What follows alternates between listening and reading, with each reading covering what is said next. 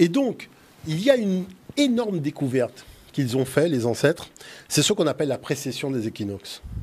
Et cette précession, la précession des équinoxes, c'est-à-dire que il faut voir que le calendrier était déjà une grande découverte. C'est-à-dire 365 jours, le temps que prend la Terre pour faire le tour du Soleil, c'est extraordinaire. Mais il y a encore plus grandiose que ça. Pour moi, c'est au-dessus de la construction des pyramides. C'est-à-dire que ce qu'ils ont compris dans la précession des équinoxes, c'est une intelligence qui est plus importante que celle qu'il a fallu mettre sur pied en branle-bas de combat pour réaliser les 3 pyramides du plateau de Gizeh. Ça doit être colossal. Parce que les 3 pyramides du plateau de Gizeh sont intégrées dans un schéma de précession. Avec le Sphinx de Gizeh, qui est cette première œuvre monumentale, artistique de l'histoire de l'humanité, qui va représenter un lion. Parce qu'on rentre dans l'ère du lion. Voyez ? Et quand vous tirez la droite solaire, vous vous retrouvez avec Hapi, qui était le Verseau. 10 500 ans après, vous vous retrouvez avec Hapi Verseau en amont et le lion derrière, mais qui est devenu la lionne, puisque c'est un principe masculin-féminin. Et c'est ça que je voulais prendre le temps d'expliquer ce soir. Si on peut regarder d'ailleurs le deuxième document que j'ai réalisé, ça peut être intéressant parce que véritablement, ça nous permet de rentrer dans l'explication de texte. On va sur le deuxième document. Il convient de savoir que la plupart des connaissances que nous avons aujourd'hui en matière d'astronomie nous viennent de la civilisation africaine de la période pharaonique. Et ça, c'est important de ne pas l'oublier. Les Africains de cette période pharaonique, donc notamment spécialisés en astronomie, avaient un certain nombre de certitudes. Tout d'abord, la Terre qu'ils nommaient Ta-Uto était sphérique. Deuxièmement, elle tournait dans l'espace autour du Soleil en 365 jours un quart, d'où l'invention du calendrier qui a été repris notamment par les Romains, et c'est le calendrier que nous utilisons encore aujourd'hui, avec effectivement ces 12 mois de l'année et ces 365 jours. Mais il savait aussi que la Terre possédait une orientation en 4 points, dit 4 points cardinaux. Et même la notion d'année bissectile vient encore de l'Égypte ancienne, puisque c'est le décret de Kanot, datant de 238 de l'ère ancienne africaine, où on a vu énoncer justement cette intrusion et cette proposition finalement qui a été refusée par les prêtres astronomes d'avoir une année bissectile. Mais il y a une chose qui est intéressante et qu'il faut quand même savoir. C'est que Diogène Laërte atteste qu'à l'époque d'Alexandre le Grand, vers 232 de l'ère ancienne, 332 pardon de l'ère ancienne, les astronomes kamites avaient déjà archivé 832 éclipses de lune et ils attribuaient le phénomène au passage de la Terre devant le Soleil dans la trajectoire de la Lune. C'est donc l'ombre de la Terre qui était projetée donc sur la Lune qui leur a permis de certifier la forme sphérique de la Terre. Et ça, c'est important de le savoir. Intéressons-nous maintenant au zodiaque et surtout à l'écliptique. Le zodiaque désigne la ligne circulaire de la sphère céleste formée par les 12 signes zodiacaux que le Soleil visite dans le cadre de l'année de 365 jours. Donc c'est pour cette raison que chaque mois, pratiquement, à peu de choses près, le Soleil se trouve effectivement dans une constellation zodiacale. Mais l'écliptique, appelée par nos ancêtres la voie navigable de Dieu, donc la voie navigable de Ré, représente la trajectoire linéaire du Soleil traversant chacun des 12 signes dans une perspective, cette fois-ci, héliocentrique, donc avec le Soleil au centre. C'est ce que nous voyons ici, avec cette ligne droite qui représente en fait cette trajectoire donc, du Soleil visitant les 12 signes zodiacaux dans le cadre de l'année.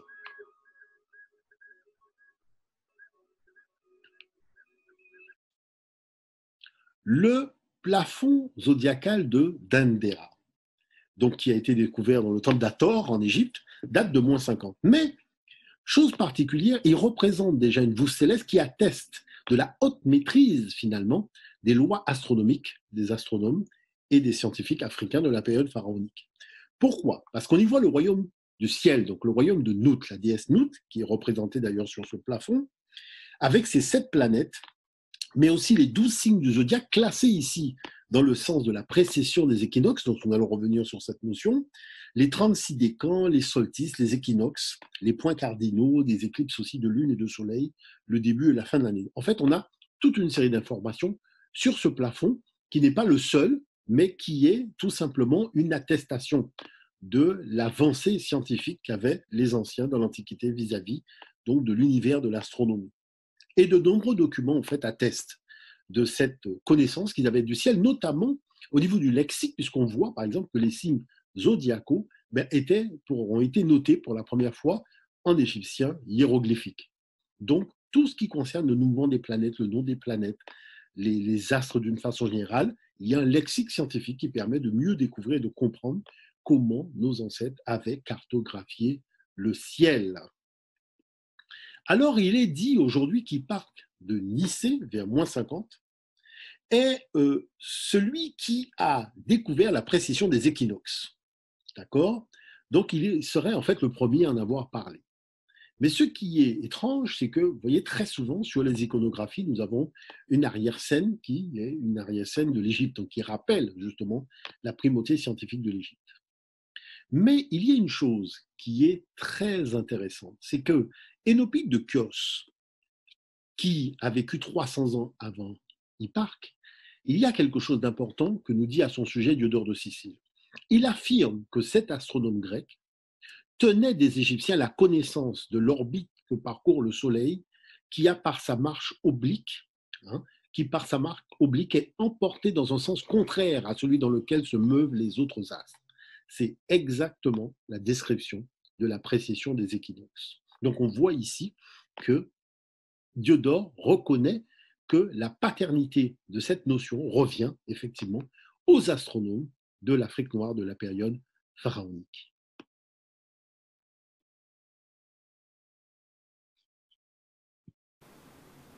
Voilà, alors ce qui est important ici, c'est justement cette tentative de récupération. Les gens ne se rendent pas compte que les Européens ne sont l'auteur d'aucune découverte, d'aucune invention. Ils ont été les élèves des Égyptiens anciens. Mais dans la façon que l'histoire est racontée, restituée, il y a ce qu'on peut qualifier un ego occidental. C'est-à-dire que même si ça devient scabreux de dire une contre-vérité, on va le dire quand même. La chose, c'est pourquoi. Je pense que l'enjeu, c'est de donner aux jeunes générations de l'Europe cette impression que le monde entier doit aux populations européennes le savoir qui est celui qui est aujourd'hui sous nos yeux présenté dans le cadre de ce que nous voyons dans les médias et autres. La chose, c'est que il n'y a rien d'occidental. La culture occidentale même, c'est quelque chose qui n'a jamais existé. Vous voyez ? C'est-à-dire qu'il n'y a pas eu de réflexion et il faut le comprendre. Ce n'est pas, je dirais, une gageure de le dire, mais il faut le comprendre. Les Occidentaux sont des nomades. D'accord ? C'est-à-dire quand on est nomade, on ne prend pas le temps d'observer l'environnement. Or, la science est née de l'observation de la nature, de l'observation des effets et de la compréhension des causes. Et il faut du temps. Quand vous faites le calendrier, quand vous faites la précession des équinoxes, c'est un cycle de 26 000 ans, vous ne pouvez pas avoir un Hipparque de Nicée qui sort d'une boîte magique avec une baguette magique, une loi. C'est pas possible. Il n'y avait pas de génération de prêtres astronomes en Europe. Ça n'a jamais existé. Donc, quand vous élaborez des lois en matière d'astronomie, il faut disposer de tables de repérage des astres dans le ciel. Et c'est pour cette raison que la bibliothèque de l'Europe était à Alexandrie, c'est-à-dire en Afrique. Parce que là, il y avait des tables d'observation de plusieurs milliers d'années. Mais ce qui est quand même relativement percutant, c'est de voir que le savoir astronomique de l'Égypte a commencé en Afrique il y a 200 000 ans. C'est-à-dire qu'il y a 200 000 ans, on a des observatoires astronomiques, puisqu'on parle de Nabta Playa, mais il y a beaucoup plus ancien que Nabta Playa.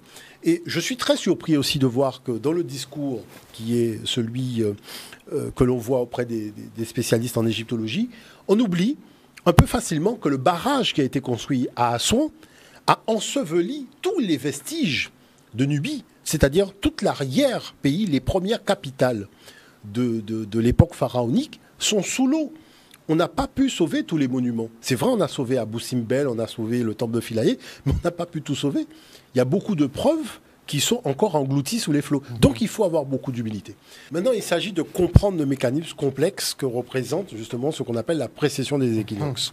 Donc comme la Terre est une boule qui est dans l'espace et qui vacille comme une toupie au ralenti, le mieux c'est de voir justement le sujet que j'ai amené pour pouvoir comprendre parce que c'est un peu difficile à expliquer. C'est vrai que c'est assez technique, on part pour le troisième document. Autant voir la chose en animation, c'est plus intéressant.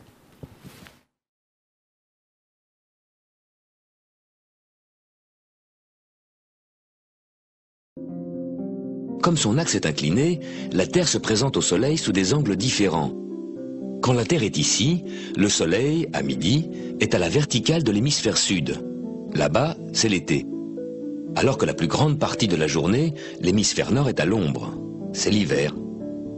Puis, au fur et à mesure que la Terre avance sur son orbite, la ligne où le Soleil tape à la verticale monte vers l'équateur. L'équinoxe, c'est le jour où le Soleil est à la verticale de l'équateur. Le nord et le sud en profitent équitablement. Pour l'hémisphère nord, le printemps commence. Comme la Terre continue son périple, la ligne où le Soleil tape à la verticale monte encore vers le nord. Et là, au mois de juin-juillet, l'hémisphère nord sera tourné vers le Soleil. Les rayons nous arriveront sous un angle plus direct, ce sera l'été, on aura chaud. Puis notre voyage continuera, le Soleil redescendra vers l'équateur, le croisera à l'équinoxe d'automne, le 23 septembre, cette fois pour retourner sous l'équateur, ce sera l'hiver. Si l'on regarde le Soleil au point équinoxe, le jour du printemps, il apparaît face à la constellation des Poissons. L'axe de la Terre au cours des millénaires décrit un cercle, change un peu d'inclinaison. L'équateur évidemment change également d'inclinaison, très lentement. Mais si l'équateur change d'inclinaison, le jour de l'équinoxe changera également, puisqu'il y a équinoxe quand le Soleil se trouve à la verticale de l'équateur. Depuis 3000 ans, le jour de l'équinoxe, le Soleil se trouvait devant la constellation des Poissons. Actuellement, il se trouve à la limite de cette constellation. Peu à peu, au cours des siècles à venir, le Soleil au jour de l'équinoxe ne sera plus en Poisson, mais en Verseau. Voilà pourquoi on entend parler d'un début de l'ère du Verseau. Les astronomes appellent ça la précession des équinoxes, le glissement très lent du Soleil des Poissons vers le Verseau. Alors nous avons quitté, enfin nous quittons, toujours actuellement visiblement, nous quittons l'ère du Verseau pour rejoindre l'ère du Poisson, mais cette précession des équinoxes prend combien de temps en fait? Voilà, alors c'est ce que j'ai voulu vraiment expliquer dans le tome 2 de Cosmogénèse Kamite, parce que ce qui m'a interpellé, c'est l'importance capitale que nos ancêtres accordaient à ce phénomène stellaire pour tout. C'est-à-dire que même la capitale était déplacée de plusieurs centaines de milliers de kilomètres lorsqu'on changeait d'air. La représentation, la représentation de la divinité, c'est-à-dire de Dieu, changeait par rapport, en fait, à la constellation dans laquelle le Soleil se trouvait. Mais ce qui est très surprenant, c'est que les grands donneurs de leçons, que sont l'Occident et les autres, ont gardé la précession des équinoxes. C'est-à-dire personne n'y a touché, personne n'a modifié le schéma africain. Alors, l'enjeu, c'est véritablement d'avoir une explication de texte. C'est pour ça que j'ai amené donc un dernier document, mais j'aimerais avoir le son pour pouvoir le commenter. Voilà. Est-ce que c'est possible de le montrer, mais que je puisse disposer du son? Image en off et voilà, on fera les pour pouvoir le commenter, parce que là, je pense qu'il faut voir les documents pour comprendre véritablement cette notion-là, ce que les ancêtres en fait ont découvert. Très bien. Est-ce qu'on peut rouler avec? Voilà. On est parti. On est parti. Donc, il faut savoir que nous voyons dans les documentaires des choses, on nous parle de veau d'or et compagnie, on n'a pas vraiment la possibilité de comprendre parce qu'il y a une notion essentielle, c'est la notion de couple cosmothéologique. Là, vous voyez une iconographie, vous avez le roi Scorpion. Nous sommes donc à l'ère du taureau. Et qu'est-ce que vous constatez? Il a une queue de taureau, juste derrière les reins, vous voyez, et en haut, vous avez un scorpion. Donc c'est pour ça qu'on l'a appelé, je dirais simplement, le roi Scorpion. Mais cette image-là, voilà, cette image-là est très importante parce que regardez le ciel. À cette époque-là, à l'ère du taureau, le soleil est dans taureau. Et quand vous tirez la droite solaire, vous êtes dans scorpion. D'où le fait que vous avez l'arrimage taureau-scorpion à ce moment-là. Donc, qu'est-ce qui va se passer? Nous étions les seuls civilisés à l'époque. Donc, Dieu était représenté sous la forme du taureau, y compris son fils sur terre, qui était le pharaon. Donc, dans les temples, c'est pour ça que vous avez des représentations de Dieu sous la forme du taureau. Parce qu'il n'y avait pas d'autre peuple que les nègres à cette époque-là. Voilà les enjeux. Bon. Et ensuite, il y a la notion de triplicité. Regardez une chose, le scorpion va représenter l'eau et le taureau représente la terre. Mais oui, puisqu'il faisait un rite agraire. Et vous avez bien vu que, faisant le rite agraire, le scorpion était au-dessus du sol. Bon, maintenant on arrive à l'ère du bélier, qui est l'ère d'après. Qu'est-ce que vous constatez? Dieu apparaît sous la forme du bélier, donc Pharaon devient l'agneau de Dieu, et en face de lui, vous avez la balance. Qu'est-ce que vous constatez? Quand le soleil est dans bélier, vous tirez la droite, vous avez balance. Donc c'est la balance de la maths, la balance de la justice. Ce qu'on appelle le jugement des cœurs et compagnie. Et vous voyez, là, on a changé d'époque, on est en 2200. Voyez. Et donc là, à partir de ce moment-là, quand on regarde la triplicité, qu'est-ce que vous constatez? La balance représente l'air et le bélier représente le feu. Et qu'est-ce qui alimente? Le feu, c'est l'air. Donc c'est là que vous avez les textes de la notion du souffle de Dieu, le souffle divin, l'esprit divin, sous la notion du souffle. Après, vous avez l'ère des poissons. Donc regardez, Oussiré est un habit de poisson, écaille de poisson, puisque le soleil est dans poisson, et son épouse qui est Aceta Maria, donc la sainte, mère de Dieu, elle est vierge, puisque quand vous tirez la droite, vous avez bien l'association poisson-vierge. Et les Occidentaux vont reprendre ça, mais comme la femme n'est pas l'égale de l'homme, donc cette femme va devenir la maman de leur égrégore. D'où le fait que vous avez Jésus poisson et Marie vierge. Mais on est toujours dans le même contexte. Est-ce que vous comprenez l'affaire? Voilà, donc ça c'est important de le comprendre. Maintenant, à partir de ce moment-là, on commence à mieux comprendre ce qu'on appelle la notion de triplicité. Pourquoi? Parce que regardez une chose. Cette femme va représenter la terre et le poisson va représenter l'eau. Mais oui, puisque la déesse de la terre, c'est Déméter, c'est Isis, c'est Cérès. Ce sont toutes ces femmes-là. Et quand on arrive à l'ère d'Api, c'est-à-dire l'ère du Verseau, vous avez ce qu'on appelle l'ère de l'abondance. Et regardez ce qui se passe, qui est quand même assez extraordinaire. C'est que le soleil, maintenant, il se positionne en Verseau. Vous tirez la droite, vous avez Lion. Donc il y a une lionne, puisque c'est un féminin, puisque c'est des couples masculins-féminins. Et qu'est-ce que ça nous dit? Ça nous dit simplement qu'à l'ère du Verseau, les injustices de l'ère du Poisson, les mensonges de l'ère du Poisson ne passeront plus. Parce qu'on est dans une ère d'harmonie. Donc tout simplement, la Terre se réorganise sur le plan des énergies. Vous voyez, le Verseau représente l'air et la Lionne représente le feu. Il y a une chose qui est extraordinaire, c'est que quand vous prenez les textes de Sekhmet, donc la déesse Sekhmet dans les textes pharaoniques, elle représente le feu. C'est-à-dire que c'est vraiment quelque chose qui colle parfaitement. Donc ce qui veut dire que là, en ce moment, si nous étions toujours souverains en Égypte, on serait en train de déplacer la capitale. Vous comprenez ce que je veux dire par là? Donc, qu'est-ce que ça montre? Ça montre qu'en réalité, il n'y a jamais eu de prophète. Il y a simplement eu en Afrique des gens qui ont fait un petit peu comme ce que j'ai fait. Moi, j'ai passé des mois avec un matelas dehors à observer le ciel. Au début, je n'y comprenais rien. Mais au bout de plusieurs mois, je me suis dit, mais c'est bizarre. On a l'impression qu'il y a un code dans le fonctionnement du ciel et que si je découvre le code, j'ai accès à un livre. Et donc, quand j'ai commencé à comprendre le ciel sous la forme de messages codés, à essayer de comprendre quel était finalement le livre, c'est comme ça que j'en suis arrivé à écrire Cosmos Genève, j'ai découvert qu'en fait, en réalité, il y a eu des gens qui ont été doués d'une intelligence extraordinaire, c'est-à-dire qui ont été capables de voir qu'au départ, il y a eu une formation, je dirais, d'un projet sur le plan stellaire. Et ce projet formalisé a donné naissance au projet matériel. Mais que la source matricielle est toujours dans le ciel. Et c'est elle qui donne le là. Et finalement, c'est pour ça que vous avez des débuts de civilisation, des fins de civilisation qui correspondent aussi à des périodes de changement d'air. Donc on voit quoi? On voit que... Alors maintenant, vous allez comprendre une chose. L'affaire du veau d'or, du taureau d'or qui va donner vaudou, c'est une escroquerie intellectuelle. Pourquoi? Parce que comme nous avons connu l'ère du taureau, les autres sont arrivés après à l'ère du bélier. Mais qu'est-ce que vous faites à l'heure du bélier? À l'ère du bélier, on se sépare des énergies de l'ère précédente. Vous voyez ce que je veux dire par là? Et c'est comme ça qu'on se retrouve avec une affaire de veau d'or à l'ère du bélier, parce que l'équipe de football de Moïse et compagnie, on était à l'ère du bélier. Mais il faut se séparer des énergies du taureau. Mais qu'est-ce qu'ils vont faire? Quand vous prenez la notion du sacrifice du premier-né, on va remplacer par un bélier. C'est-à-dire que le bélier prévaut sur la vie humaine. Est-ce que vous voyez l'affaire? Donc on reste collé au message de l'Égypte antique, c'est-à-dire que le soleil étant d'un bélier, vous voyez, il a la primeur énergétique stellaire. Et le souverain maintenant, Pharaon, devient l'agneau de Dieu. Et c'est à ce moment-là que vous avez des textes sur l'esprit divin, le souffle divin, tous ces textes-là qui vont apparaître. Et on va mettre l'accent sur la dimension de la justice divine, avec la balance. Quand on bascule à l'ère du poisson, mais le poisson, Osiris était déjà poisson, et son épouse était déjà vierge. Et tout ce que dit donc Jésus dans la Bible, c'était déjà dit par Osiris. C'est-à-dire que vous imaginez que vous prenez la vie éternelle, il y a des centaines de milliards de représentations de la vie éternelle sur les temples, mais à l'extérieur, je ne parle pas à l'intérieur, à l'extérieur, c'est-à-dire vous passez devant, vous avez la croix de vie partout.